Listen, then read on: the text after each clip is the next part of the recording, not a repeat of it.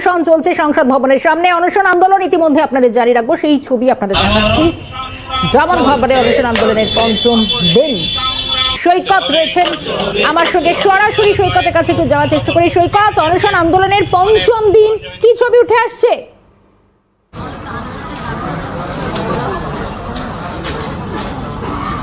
দেখো, একদমই আজকের কিন্তু এই অনশনের পঞ্চম দিন। ঠিক দক্ষিণ চব্বিশ পরগনার জেলা প্রাথমিক বিদ্যালয় সংসদের অফিসের সামনে এই যে অবস্থান বিক্ষোভ এবং ধর্ণা কর্মসূচি যেটা চলছিল চাকরির দাবিতে, কিন্তু আজকে কিন্তু একটু আগেই এই প্রাথমিক বিদ্যালয় সংসদের চেয়ারম্যান অজিত কুমার নায়েক তিনি সাংবাদিক সম্মেলনের মাধ্যমে নিয়োগের কথা ঘোষণা করেছেন।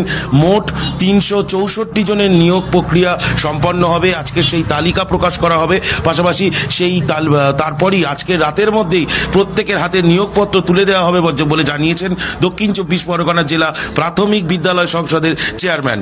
তবে যে নন জয়নিং পোস্টগুলো ছিল, সেই নন জয়নিং পোস্টে কিন্তু এখনো পর্যন্ত নিয়োগের কোনো কথা আশ্বাস না মেলায় আন্দোলন কার্যত চালিয়ে যাওয়ারই হুঁশিয়ারি দিচ্ছেন 2009-এর প্রাথমিক শিক্ষা পরীক্ষায় নিয়োগ পরীক্ষায় উত্তীর্ণ বঞ্চিত চাকরি প্রার্থীরা।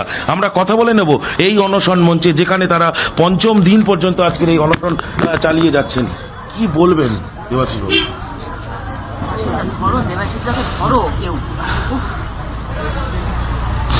কি বলবেন? তো বছরের লড়াই কিছুটা হলেও সাকসেস আমরা বোঝাতে পেরেছি যে আমাদের এত বছরের বঞ্চনা, বারবার মুখ্যমন্ত্রী বারবার সবার কাছে দৃষ্টি গোচরে আসতে চেয়েছে, কিন্তু বারবার লালবাজারে আটক করা হতো। কিন্তু আজকে আমরা দেখলাম যে উনি আমাদের রেজাল্ট পাবলিশ করছেন, যেটা আমাদের এত দিনের সংগ্রাম। বহু ছেলে মেয়ের মুখে হাসি ফুটেছে, অনেক বাবা মায়ের মুখে হাসি ফুটবে। আজকে যারা সফল হবে তাদেরকে ধন্যবাদ। আর মুখ্যমন্ত্রী, শিক্ষামন্ত্রী বা যারা দেখা করতে আসছেন কুণাল স্যার, অনুরোধ থাকবে যারা যোগ্য এবং মেধাবী তাদের যোগ্য সম্মান যেন ফিরিয়ে দেন।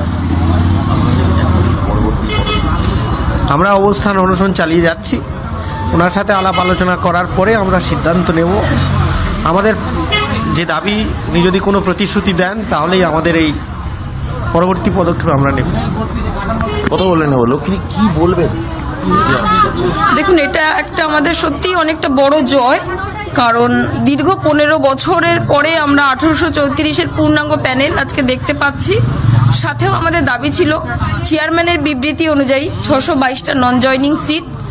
আর একটা দাবি আমার চেয়ারম্যানের কাছে ছিল যে 7 থেকে 8টা হ্যান্ডিক্যাপ সিট পড়ে আছে, স্যারের কাছে আমি রিকোয়েস্ট করেছিলাম যে সেটা কনভার্ট করা হোক, কারণ এই 15টা বছর হ্যান্ডিক্যাপ ছেলে মেয়েগুলোও আমাদের সাথে সমান তালে আন্দোলনের সাথ দিয়েছে, রোদ ঝড় বৃষ্টিকে উপেক্ষা করে। টোটাল আমাদের আন্দোলনে বসার 5 দিন যে আমরা অনশন কর্মসূচি নিয়েছিলাম, সেখানে আমাদের দাবি ছিল 328 5% আর 622, মোট 1042টা সিট, সেখানে 364টা দেওয়া হচ্ছে। আশা রাখছি বাদবাকি প্যানেলও 2-1 সপ্তাহের মধ্যে আমরা পেয়ে যাব, এই আশা নিয়ে এখনো বসে আছি। যতক্ষণ না কুণাল স্যার আসছেন, আমরা ওনার থেকে কোনো সদুত্তর পাচ্ছি যে হ্যাঁ আমরা আগামী 2-1 সপ্তাহের মধ্যে বাকি প্যানেলটা পাবো, ততক্ষণ আমরা এই অনশন কর্মসূচি এখনো চালিয়ে যাব।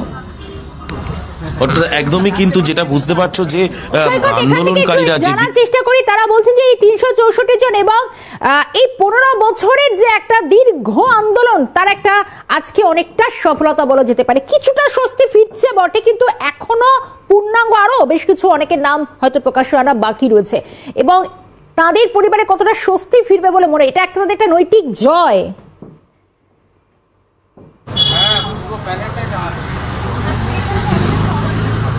একদমই তারা নৈতিক জয় হিসাবেই দেখছেন, কিন্তু তাদের যে দাবি ছিল পূর্ণাঙ্গ স্বচ্ছ প্যানেল প্রকাশের পাশাপাশি নন জয়নিং পোস্টগুলোতেও নিয়োগ করতে হবে, কিন্তু যেহেতু শুধুমাত্র 364 জনের তালিকা প্রকাশ হয়েছে, তাই তাদের অন্য একাংশ যে আন্দোলনকারী তাদের দাবি যে জোরালো হচ্ছে আরও যে নন জয়নিং পোস্টগুলো সেগুলোরও দ্রুত নিয়োগ করা হোক। কি এক প্রকার তো আপনারা এটা তো নৈতিক জয় হিসাবেই দেখছেন? অবশ্যই নৈতিক জয়, অবশ্যই ধন্যবাদ যারা প্রচেষ্টা চালিয়েছেন এবং যারা উদ্যোগ নিয়েছেন।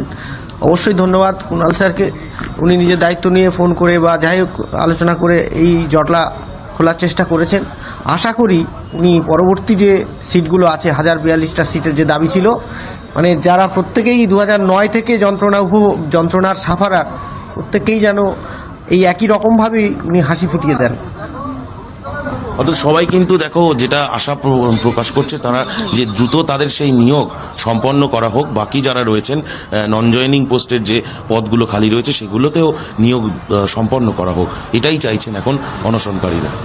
একেবারে সৈকত, কিন্তু আরো একটা বিষয় একটু জানার চেষ্টা করি, কারণ আমরণ অনশনে পঞ্চম দিন। কিছুক্ষণ আগে একজন চাকরি প্রার্থী এটাও জানালেন যে পূর্ণাঙ্গ তালিকা যতক্ষণ না সামনে আসবে তাদের অনশন চলবে, কিন্তু তারা এখনই সাময়িক যে স্বস্তি মিলছে, কিন্তু অনশন থেকে সরছেন না কেন?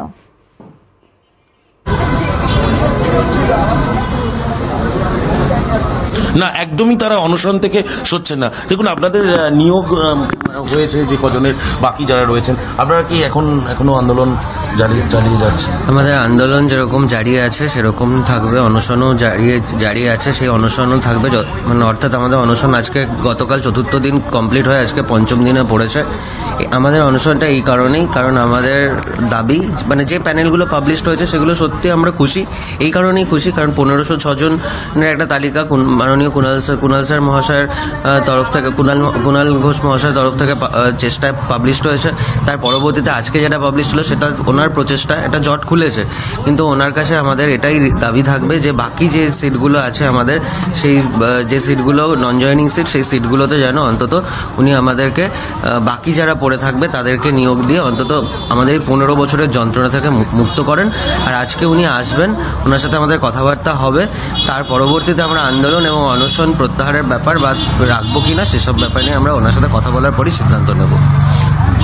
অর্থাৎ দেখো, আন্দোলনকারীরা যেটা স্পষ্ট করছেন, কিন্তু আজকের এই অনশন মঞ্চে আসার কথা রয়েছে তৃণমূলের সাধারণ সম্পাদক কুণাল ঘোষের। এবং থাকবে আপাতভাবে। ধন্যবাদ জানাই।